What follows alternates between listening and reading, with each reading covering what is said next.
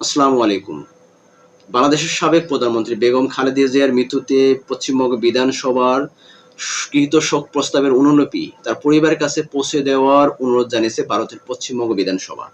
এ বিষয়ে কলকাতায় অবস্থিত বাংলাদেশ উপ হাইকমিশনের সহযোগিতা চাওয়া হয়েছে। এই নিউজটি ইত্তেফাক পত্রিকায় ছাপানো হয়েছে। আমি সরাসরি সেখান থেকে আপনাদের সামনে তুলে ধরার চেষ্টা করব এবং এই বিষয় নিয়ে আপনাদের সাথে কিছু ডিসকাস করব। গত ২রা জুন পশ্চিমবঙ্গ বিধানসভার প্রধান সচিব সৌমেন্দ্রনাথ দাস স্বাক্ষরিত এক চিঠি কলকাতায় বাংলাদেশ উপ হাই কমিশনের কাছে পাঠানো হয়। চিঠিতে উল্লেখ করা হয়, চলতি বছরের ৩রা ফেব্রুয়ারি বিধানসভা অধিবেশনে খালেদা জিয়ার মৃত্যুতে শোক প্রস্তাব গ্রহণ করা হয়। ওই অধিবেশনে কার্যের বিবরণীর সংশ্লিষ্ট অংশের অনুলিপি চিঠির সঙ্গে সংযুক্ত করা হয়েছে। চিঠিতে অনুরোধ জানানো হয় শোক প্রস্তাব সম্বলিত ওই অনুলিপি যেন বেগম খালেদা জিয়ার পরিবারের কাছে পৌঁছে দেওয়া হয়। কার্য বিবরণীতে উল্লেখ করা হয়েছে যে অধিবেশনের স্পিকার খালেদা জিয়ার রাজনৈতিক জীবন ও অবদান স্মরণ করেন এবং তারপর তার প্রতি শ্রদ্ধা জানিয়ে ১ মিনিট নীরবতা পালন করেন বিধানসভার সদস্যরা। প্রায় ৪ মাস পর ২রা জুন ওই শোক প্রস্তাবের অনুলিপি পৌঁছে দেওয়ার জন্য কূটনৈতিক সহায়তা চেয়ে বাংলাদেশের উপ হাই কমিশনের কাছে আনুষ্ঠানিক অনুরোধ জানানো হয়। শোক প্রস্তাবে খালেদা জিয়াকে বাংলাদেশের একজন বিশিষ্ট রাজনৈতিক ব্যক্তিত্ব, ৩ বারের প্রধানমন্ত্রী হিসেবে উল্লেখ করা হয়। এতে বলা হয়, তিনি দীর্ঘদিন বাংলাদেশের জাতীয়তাবাদী দল বিএনপির নেতৃত্ব দিয়েছেন এবং গণতন্ত্র পুনঃপ্রতিষ্ঠার জন্য আন্দোলনে গুরুত্বপূর্ণ ভূমিকা পালন করেছেন। এছাড়া নারীর ক্ষমতায়ন, অর্থনৈতিক উন্নয়ন এবং বাংলাদেশ-ভারত সম্পর্ক উন্নয়নে তার অবদান তুলে ধরা হয়। শোক প্রস্তাবে তাকে দক্ষিণ এশিয়ার সমকালীন রাজনীতির এক প্রভাবশালী নেতা হিসেবে আখ্যায়িত করা হয় এবং তার মৃত্যুতে গভীর শোক প্রকাশ ও পরিবারের প্রতি সমবেদনা জানানো হয়। এখন আসুন, আসলে হঠাৎ করে আজকে দীর্ঘ কয়েক মাস পর, ৪ মাস পরে এই শোক প্রস্তাবের অনুলিপিটি বাংলাদেশের যে উপ হাই কমিশনার আছে তার কাছে একটি চিঠি পাঠানো হয়েছে এবং সেই চিঠির মাধ্যমে জানানো হয়েছে যে সেটা যেন খালেদা জিয়ার পরিবারের কাছে অর্থাৎ তারেক রহমানের কাছে পৌঁছে দেওয়ার জন্য অনুরোধ করা হয়েছে। এখন আসুন, এই যে বাংলাদেশ এবং ভারতের সাথে বর্তমান যে কূটনৈতিক সম্পর্কটা খুব নাজুক অবস্থায় আছে। কারণ দীর্ঘ ১৭ বছর শাসন আমলের পর যখন আওয়ামী লীগ সরকার এই দেশ থেকে বিতাড়িত হয়, ইন্টারিম সরকার ১৭ মাস দেশ পরিচালনা করেছে ইউনূস সরকারের নেতৃত্বে। সেই সময় বাংলাদেশ ভারতের কূটনৈতিক সম্পর্কে একদম তলানিতে চলে যায়। তখন থেকে বাংলাদেশের সাথে ভারতের সাথে বেশ সম্পর্ক অচল অবস্থা এবং চলমান যে যতগুলো বাণিজ্যিক সম্পর্ক বলেন, অর্থনৈতিক সম্পর্ক বলেন, সবগুলো ধসে পড়ে। সেই অবস্থা থেকে এখন হঠাৎ করে পশ্চিমবঙ্গে যখন বিজেপি সরকার আবার সমর্থিত যে পশ্চিমবঙ্গের ক্ষমতায় আসে, সেই সরকার ইতিমধ্যে যে উদ্যোগটা নিয়েছে যে এটা আসলে যখন শোক প্রস্তাব করা হয়েছিল তখন তৃণমূল কংগ্রেস ক্ষমতায় ছিলেন, অর্থাৎ মমতা বন্দ্যোপাধ্যায়ের দল ক্ষমতায় ছিলেন, তখন শোক প্রস্তাব পাশ হয়েছে। এখন বর্তমানে যে বিজেপি সমর্থিত যিনি ক্ষমতায় আছেন, তিনি উদ্যোগ নিয়েছেন যে এই যে শোক প্রস্তাবের যে অনুলিপিটি তার পরিবারের কাছে পৌঁছে দেওয়ার জন্য।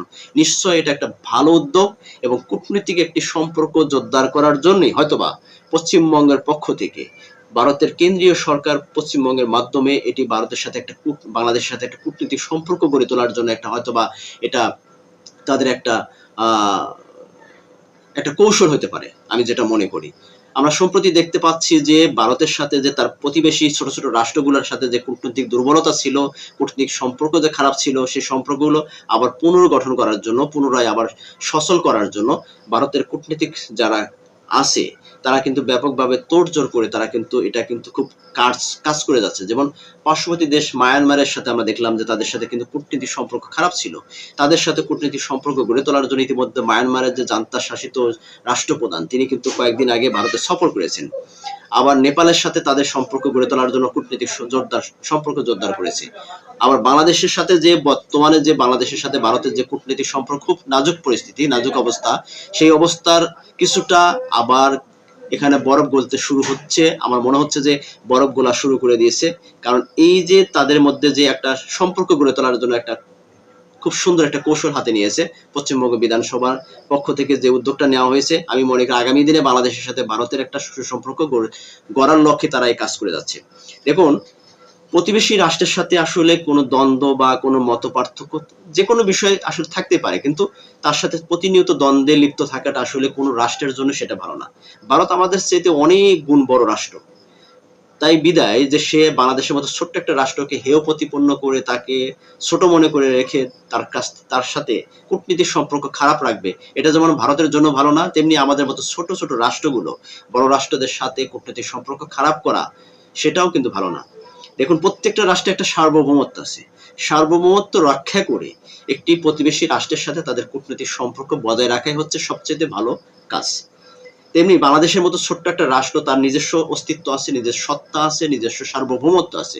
এটা রক্ষা করে তাদের সাথে একটি বাণিজ্যিক বা সামরিক, অর্থনৈতিক, সাংস্কৃতিক, ধর্মীয় সকল সম্পর্কগুলো বজায় রাখাই আমি মনে করি সবচাইতে বুদ্ধিমত্তার পরিচয় দেওয়া বা বুদ্ধিমত্তার কাজ।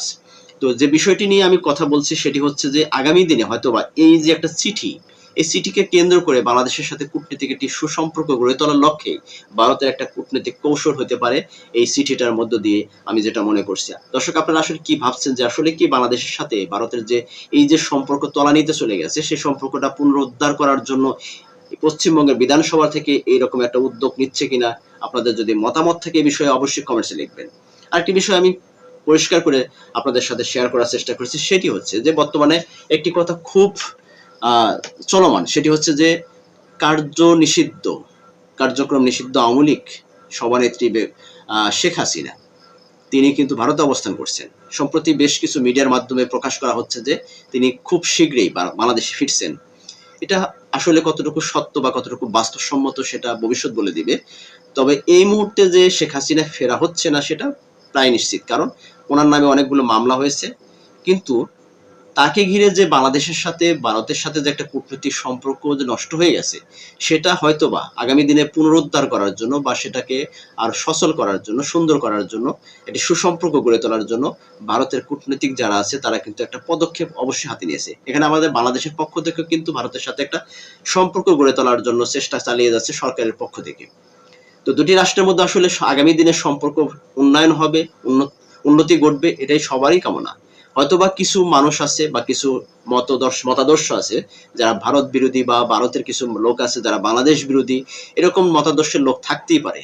কিন্তু সেই রকম মতাদর্শের কারণে একটি দেশের সাথে আরেকটি দেশের প্রতিবেশী রাষ্ট্রের সাথে কূটনীতিক সম্পর্ক খারাপ যাবে, এটা যেমন কামনা নয়, তেমনি একটি দেশের সার্বভৌমত্বর জায়গাতে কোনো শক্তিশালী রাষ্ট্র আঘাত করবে বা হস্তক্ষেপ করার চেষ্টা করবে, এটাও তেমন কিন্তু ছোট রাষ্ট্রের কাছে জন্য কিন্তু কামনা নয়। বাংলাদেশের একটা সার্বভৌমত্ব, স্বাধীন বাংলাদেশ, স্বাধীন রাষ্ট্র, এটা সার্বভৌমত্ব আছে, একটা অস্তিত্ব আছে, একটা সংস্কৃতি আছে, একটা তাদের একটা মতাদর্শ আছে। এখানে আমি মনে করি ভারতের মতো শক্তিশালী রাষ্ট্র যদি তিনি মনে করেন যে আসলে এখানে হস্তক্ষেপ করে তাদেরকে দামিয়ে রাখার চেষ্টা, এটা যেমন ভারতের জন্য ভালো না, বাংলাদেশের জন্য ভালো না। যাই হোক, আমি যেটা আপনাদের কাছে বলার চেষ্টা করছিলাম সেটি হচ্ছে যে আগামী দিনে বাংলাদেশের সাথে ভারতের একটি সুসম্পর্ক গড়ে তোলার জন্য হয়তোবা এই যে শোক প্রস্তাবের অনুলিপিটা তার জিয়া পরিবারের কাছে পৌঁছে দেওয়ার যে একটা উদ্যোগ বিধানসভার পক্ষ থেকে, এটা নিশ্চয় একটা ভালো উদ্যোগ, একটা ভালো একটা কর্মের দিকে, ভালো একটা ফলাফলের দিকে যাচ্ছে। আগামী দিনে বাংলাদেশের সাথে ভারতের সম্পর্ক উন্নতির দিকে যাবে, এটাই তার একটা নমুনা। দর্শক, এই ব্যাপারে আপনাদের কোনো মতামত আছে কিনা, যদি থাকে তাহলে অবশ্যই কমেন্টস করে জানাবেন। আর ভিডিওর মাধ্যমে যদি আপনারা মনে করেন যে হ্যাঁ, আমার ভিডিওর মাধ্যমে আপনারা একটা সঠিক তথ্য বা ইনফরমেশন পাইছেন, তাহলে অবশ্যই একটা ভিডিওতে লাইক দিয়ে যাবেন। আর যদি মনে করেন যে আপনাদের কাছে তেমন করে ভালো লাগে না, ডিসলাইকও করতে পারেন, সমস্যা নেই। কারণ ভিডিওতে লাইক আর ডিসলাইক যে দুটোই দিতে পারেন, আপনাদের মতামত আপনারা প্রকাশ করবেন, এটাই আর বাক স্বাধীনতার নিয়ম। আর চ্যানেলে নতুন হলে যদি মনে করেন যে আসলে চ্যানেলটাকে সাবস্ক্রাইব করে রাখা দরকার, তাহলে রাখতে পারেন। সবাই ভালো থাকবেন, আপনাদের যার যার জায়গা থেকে নিজেদের প্রতি যত্ন নেবেন, খেয়াল রাখবেন, সুস্থ থাকবেন। আল্লাহ হাফেজ, আসসালামু আলাইকুম ওয়া রাহমাতুল্লাহি ওয়া বারাকাতুহু।